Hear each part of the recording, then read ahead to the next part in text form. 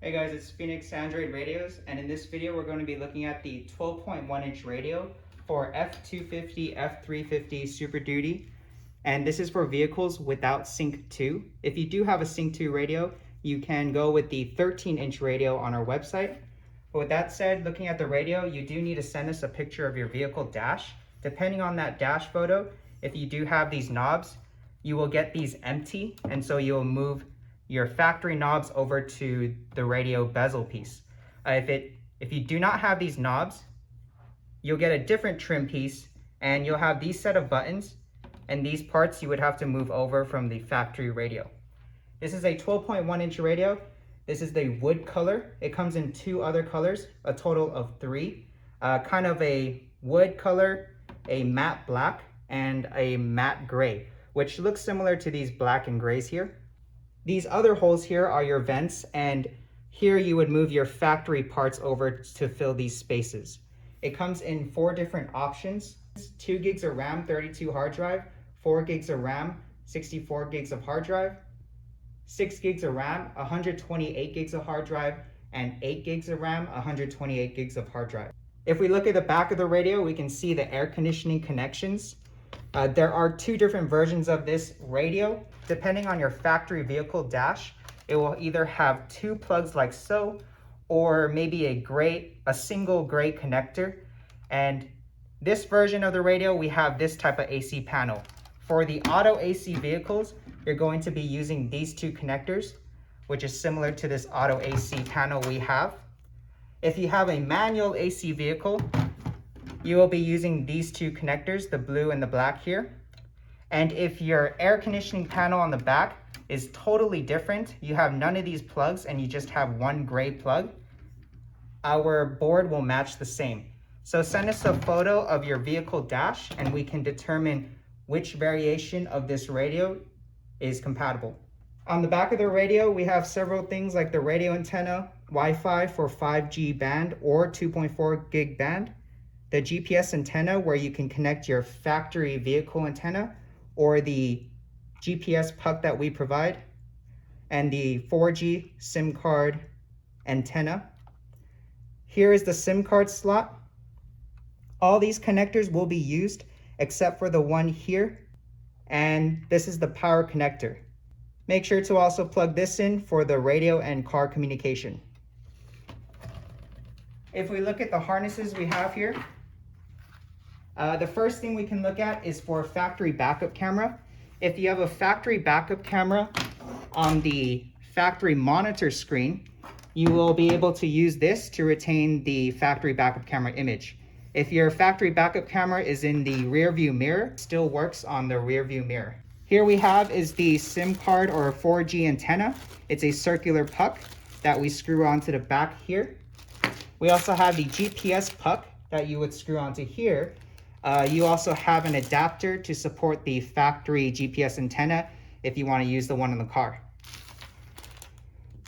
There is an external microphone included, but the radio itself has a built-in microphone here, as well as a RST button. If you use a needle or paper clip, you'll be able to press that to reboot the radio.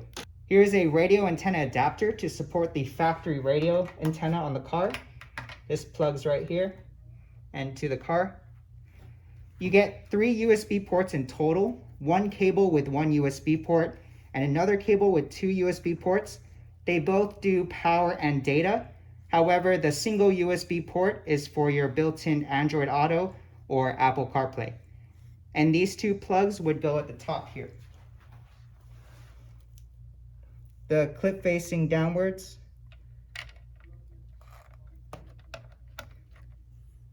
And the other one right next to it.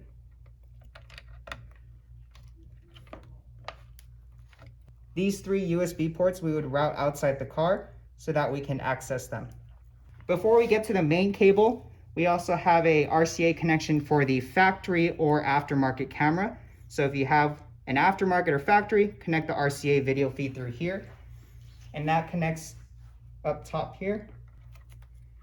The other cable we have is this large connector, which has a second SIM card reader, as well as RCA outs for aftermarket sound and audio and video inputs so that you can put them in and see them on the radio app.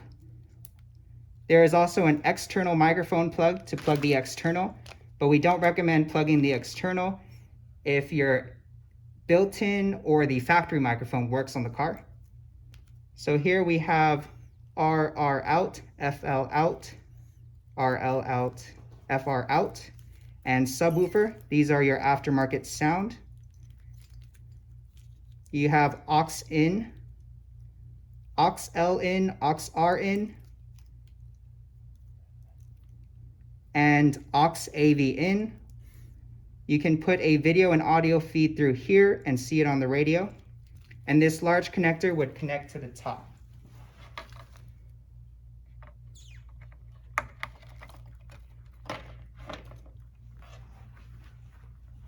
The last connector we have to do is this one here, and that comes with this adapter here. This is the power adapter cable. You can see this should connect up here.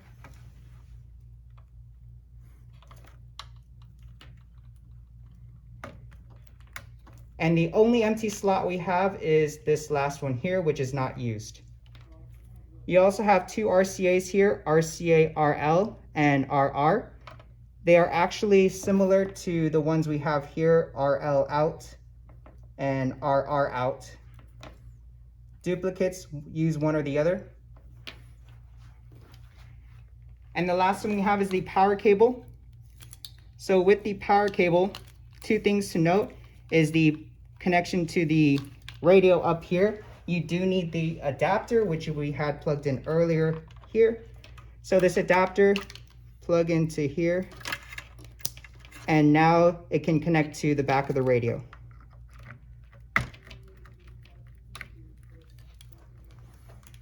Also connect the canvas communication connector here with the clip facing upwards.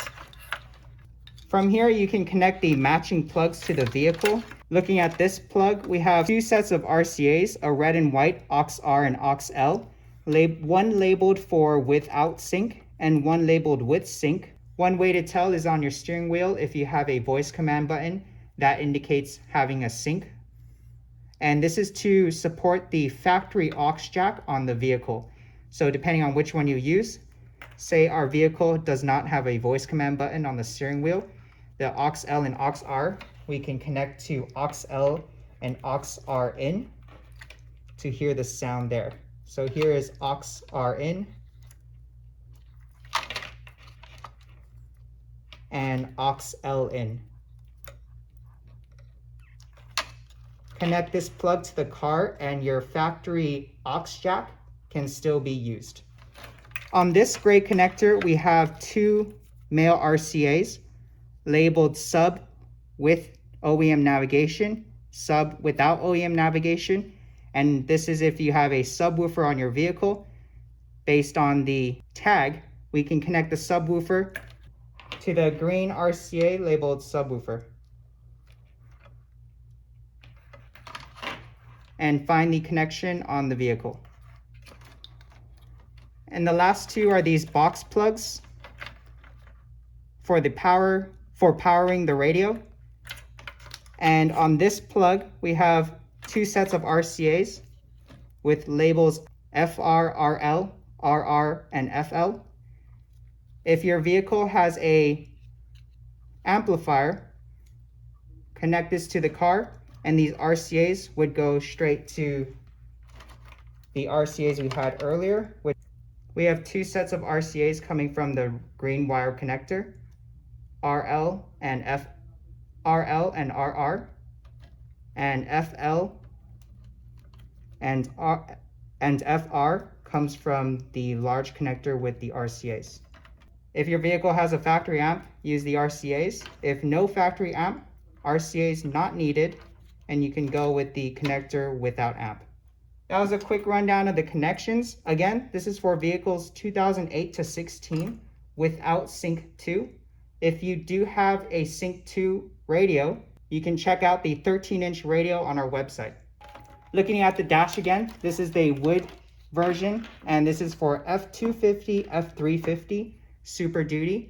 send us a photo of your vehicle dash and we can determine the variation of radio you would need based on the fitment here, as well as the AC board needed for your particular vehicle dash. Thank you guys for watching. We'll see you guys in the next video.